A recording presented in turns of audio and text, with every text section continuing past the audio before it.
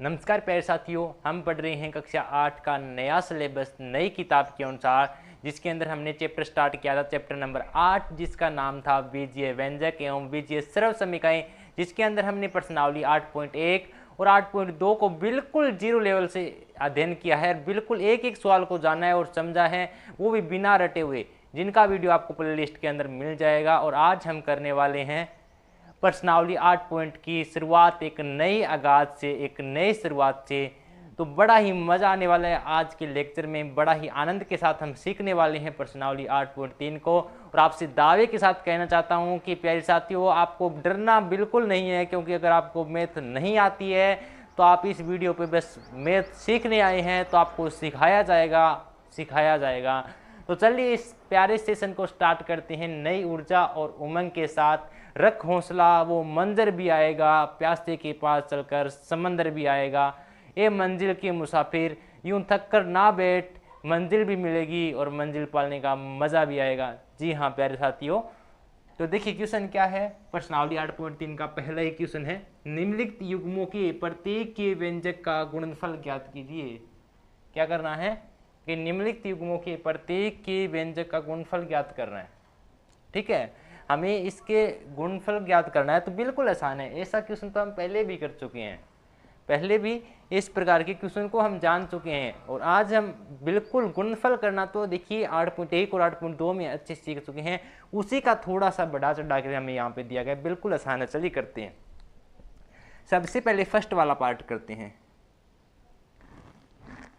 एक सेकंड रुकना।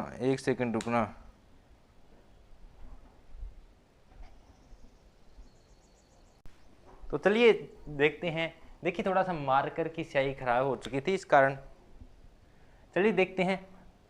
First number क्या है, 4p, और इनका गुणा करना है। देखो इस व्यंजक का इसके साथ गुणा करना है, और आपको पता है जहां भी कॉमा दिखाई दे वहां पे क्या लगा देना है, गुणा। और किसके साथ करना है। और जब भी एक बात हमेशा याद रखना प्यारे विद्यार्थियों, जब भी आपको इस प्रकार के प्लस माइनस के किसी भी व्यंजक के साथ गुणा हो, तो हमेशा वहां पे ब्रैकेट लगाना। आपसे कभी भी गलती नहीं होगी, कभी भी क्या होगी, कभी भी गलती नहीं होगी। जैसे कि 4p, q प्लस r के साथ हमें गुणा करना है, तो इस तरीके से हमने क्या कर दिया, गुणा लगा दिया। ठीक है, और ब्रैकेट लगा दिया। अब इसका गुणा करना है। देखो इस 4p का गुणा पहले तो इसके साथ करना है, और फिर इसका गुणा इसके साथ करना है। बस यही काम आपको करना है। सबसे पहले 4p का गुणा q के साथ करेंगे तो बताओ क्या आएगा। देखो इस 4p का गुणा इसके साथ करना है। देखो ये इसकी ब्रैकेट ध्यान से समझो, इसके ब्रैकेट के बाहर 4p, इसका मतलब होता है ये 4p इसके साथ भी गुणा में होगा और इसके साथ भी गुणा में, यानी इस 4p का अधिकार दोनों के ऊपर है।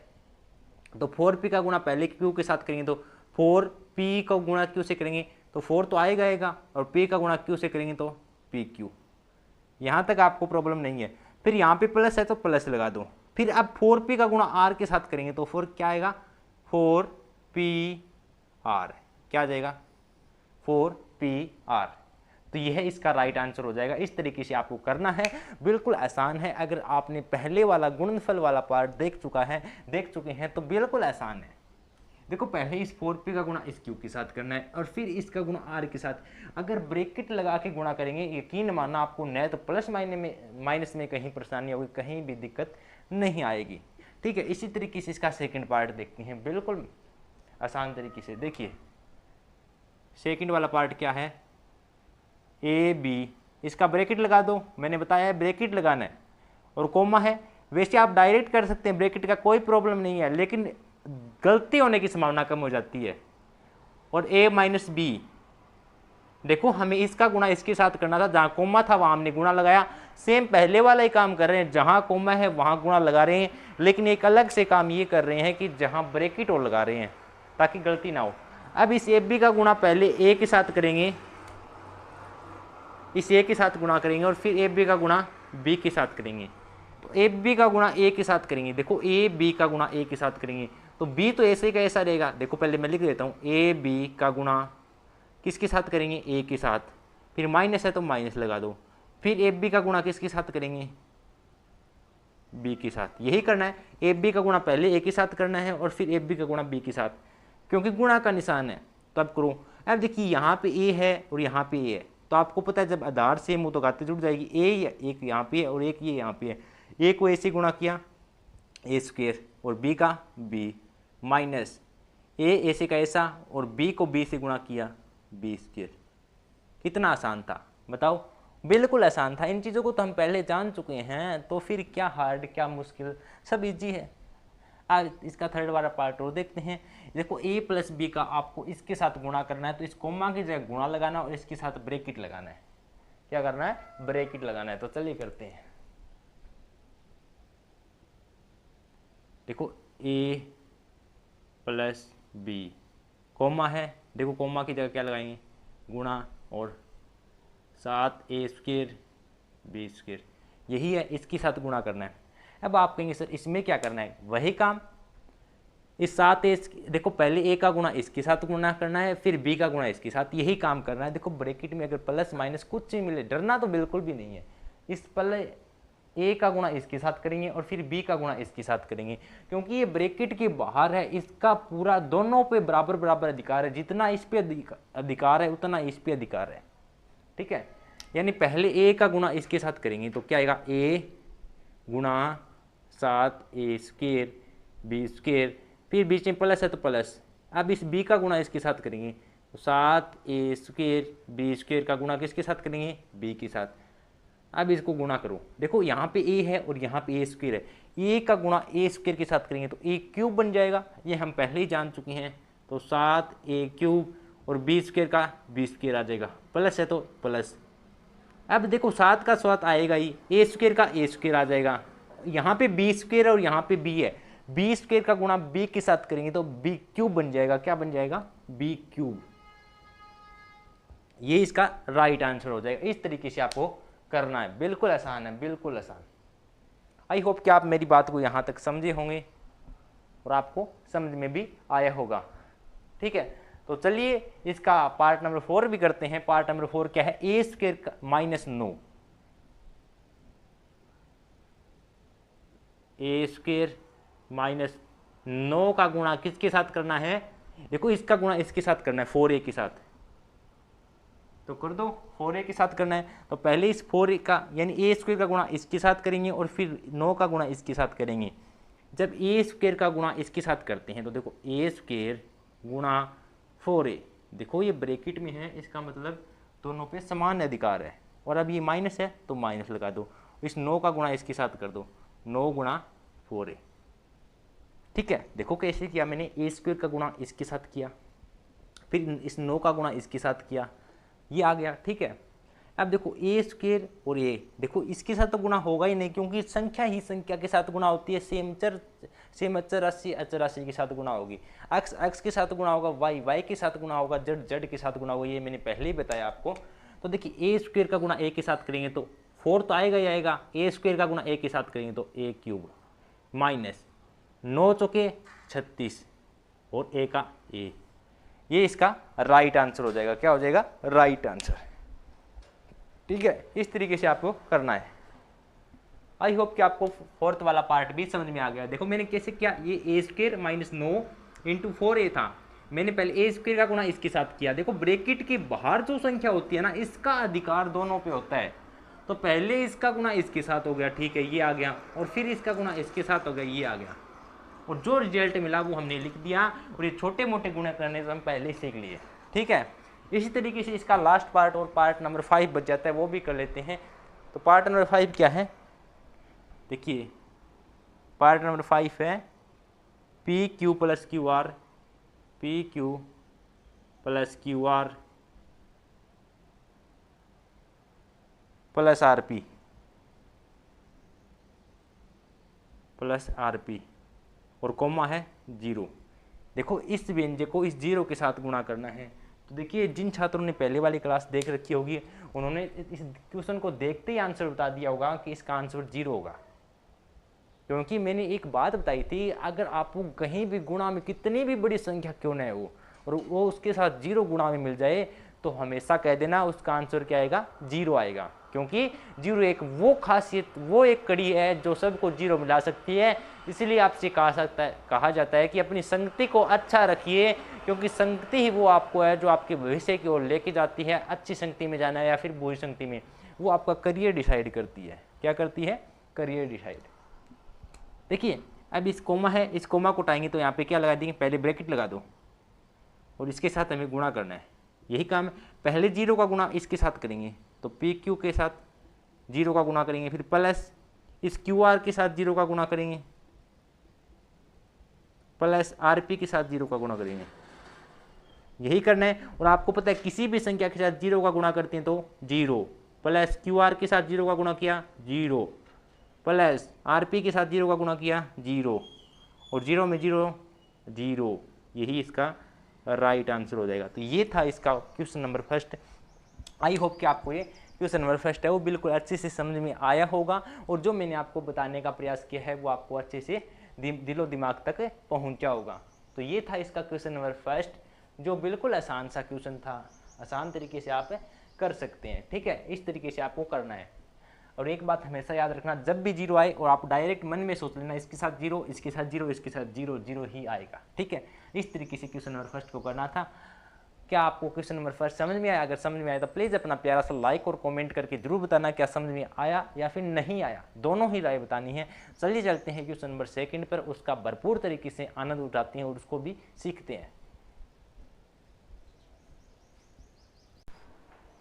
तो प्यारे विद्यार्थियों, ये रहा आपका प्यारा सा ही क्वेश्चन, क्वेश्चन नंबर 2। बिल्कुल आसान सा क्वेश्चन है। अब तो आपको देखने से ही फीलिंग आने लगी होगी क्वेश्चन को कि वास्तव में बड़ी मजेदार क्वेश्चन है, बड़े मजेदार क्वेश्चन है। देखो क्वेश्चन नंबर 2 क्या है कि सारणी को पूरा कीजिए। सारणी को पूरा करना है, पहले समझना होगा कि इसमें क्या करना है क्या नहीं करना है। इसमें हमें एक प्रथम व्यंजक दिया गया है। देखिए इसमें एक हमें प्रथम व्यंजक दिया गया है और एक द्वितीय व्यंजक दिया गया है, और यहाँ पे इनका गुणनफल दिया गया है। यानी इसका गुणा करके इस प्रथम व्यंजक का गुणा इसके साथ करना है, द्वितीय व्यंजक के साथ, और जो उत्तर आए वो आप यहाँ पे लिखना है, वो आपको यहाँ पे लिखना है। यानी इस प्रथम व्यंजक का गुणा करके द्वितीय व्यंजक के साथ जो भी उत्तर आए वो आपको यहाँ लिखना है। इसका गुणा करना है इसके साथ, जो भी गुणनफल आएगा वो यहाँ पे लिखना है।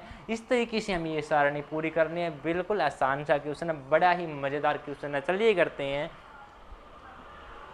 तो अभी देखिए आपको ये लगने लगा होगा कि सर ये तो गुणनफल गुणनफल गुणनफल वाले क्वेश्चन आ रहे हैं। ऐसे क्वेश्चन हमने बहुत सारे किए हैं, ऐसे क्वेश्चन को और करना है। सबसे पहले देखिए इस a का गुणा a plus b plus c plus d के साथ करना है। क्या करना है? देखिए इस a का गुणा यहाँ पे करते हैं, इस a का गुणा इसके साथ करना है तो ब्रैकेट लगा दो, a गुणा a plus b plus c plus d के साथ करना है। यही करना है ना? एक सेकंड में देख लूँ आपको दिखाई दे रहा है क्या? चलो ठीक है, ठीक है। इसका गुणा इसके साथ करना है, a का गुणा इसके साथ करना है। तो पहले a का गुणा b के साथ करेंगे, फिर c के साथ करेंगे, फिर d के साथ करेंगे। तो देखिए पहले a का गुणा b के साथ किया तो क्या आया? ab। देखो a का गुणा b के साथ किया तो ab, फिर प्लस है तो प्लस, फिर a का गुणा c के साथ किया तो ac, फिर प्लस है तो प्लस, फिर इस a का गुणा d के साथ करेंगे तो क्या आएगा? ad। कहने का मतलब इस a का गुणा आपको इस तीनों के साथ करना है, तभी इसका गुणा माने जाएगा, तभी इसका गुणनफल होता है। क्या आएगा? ab plus ac plus ad, और जो रिजल्ट आए वो हमें यहाँ पे लिखना है। क्या है? ab प्लस ac प्लस, देखो यहाँ पे लिखते हैं ab plus ac plus ad। ठीक है, इस तरीके से आपको करना है। अब तो आप मेरी बात को समझे होंगे। ठीक है, ठीक है। अब देखिए इसका सेकंड पार्ट करते हैं। x प्लस वाई माइनस 5 का इस 5xy के साथ गुणा करना है। x प्लस वाई माइनस 5 का इसके साथ गुणा करना है। तो चलिए करते हैं। क्या करना है? x प्लस वाई माइनस 5 का किसके साथ गुणा करना है? देखो इसका गुणा इसके साथ करना है तो कर दो, ब्रैकेट लगा के बीच में निशान लगा दो गुणा का। अब देखो इस 5xy का गुणा, देखो पहले ये देखो इस x का गुणा इसके साथ करना है, और इस y का गुणा फिर इसके साथ, और इस -5 का गुणा इसके साथ करना है। यही काम करना है, इसके अलावा आपको कुछ नहीं करना है। ठीक है, यानी मेरी बात को ध्यान से समझो। x का गुणा पहले इसके साथ, फिर y का गुणा इसके साथ, और फिर इसका। या फिर आप इसी तरीके से कर सकते हैं कि इस 5 का गुणा पहले x के साथ करेंगे, फिर 5xy का गुणा इसके साथ करेंगे और फिर 5xy का इसके साथ करेंगे। ठीक है, तो आप इस तरीके से गुणा करना है। इसीलिए हमने इससे पहले वाला क्वेश्चन किया था। तो क्या आएगा, देखो 5xy को x से गुणा करेंगे।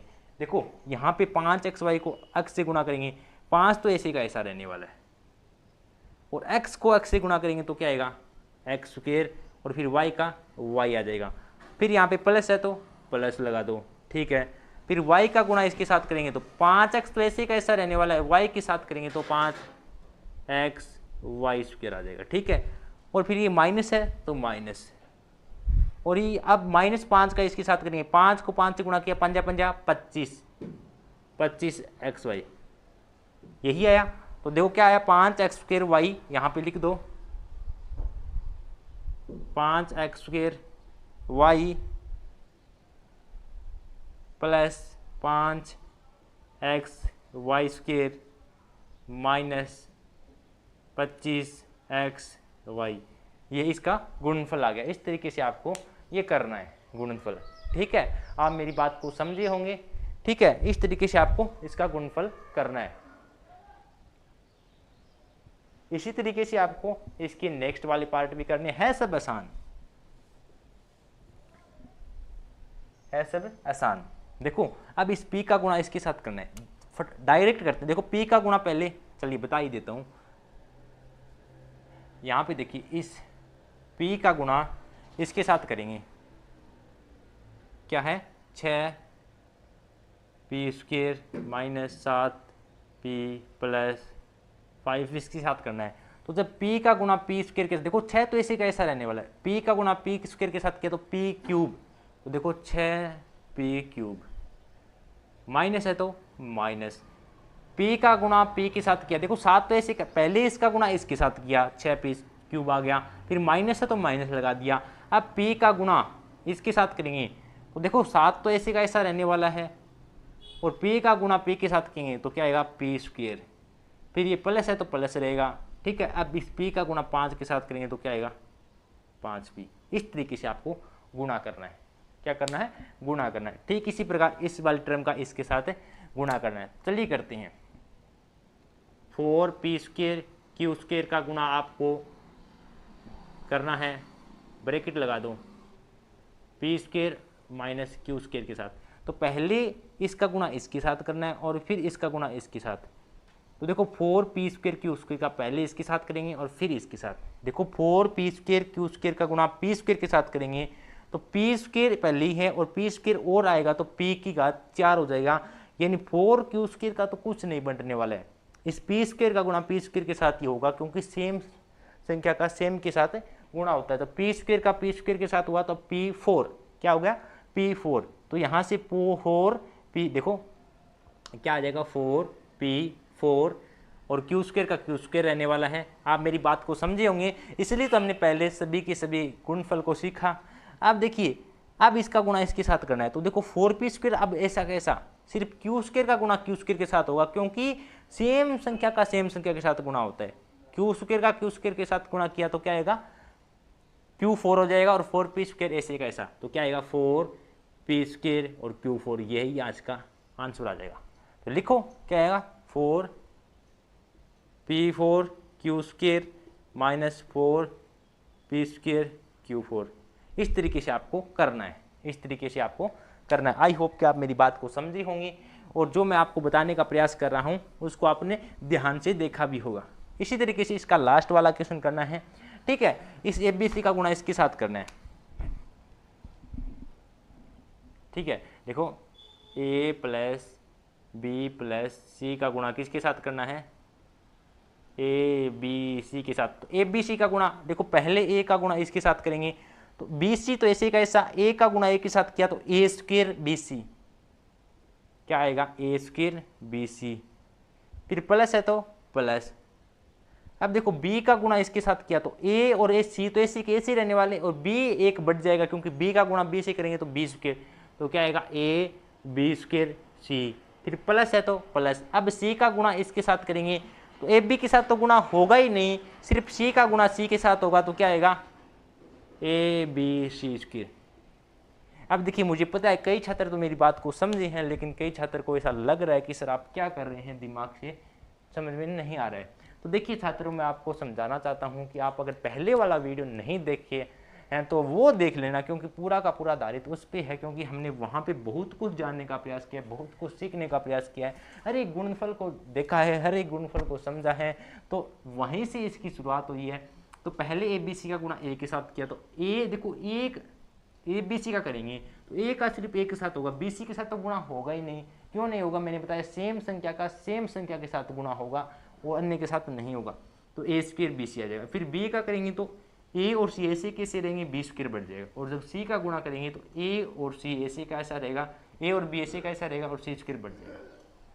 तो क्या यहाँ लिख देते हैं, देखिए A² BC plus AB² C plus ABC², ये आ गया। यही इसका राइट आंसर हो जाएगा। क्या हो जाएगा? राइट आंसर हो जाएगा।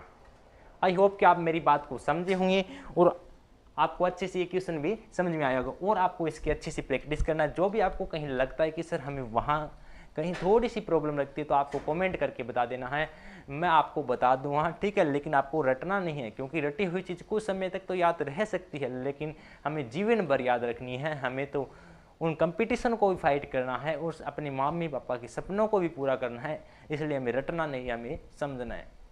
तो देखिए प्यारे साथियों, अगर आपको ये प्यारा सा कॉन्सेप्ट अच्छा लगा हो, इस वीडियो में कुछ सीखने को मिला हो, तो प्लीज़ अपना प्यारा सा लाइक और कमेंट करके जरूर बताना। और कक्षा 8, 9, 10 या फिर किसी भी कक्षा का आप पूरा फ्री ऑफ मैथ सीखना चाहते हैं तो आज ही हमारे यूट्यूब चैनल मैथ की आवाज़ को सब्सक्राइब करिए और हम आज ही हमारी टीम से जुड़े।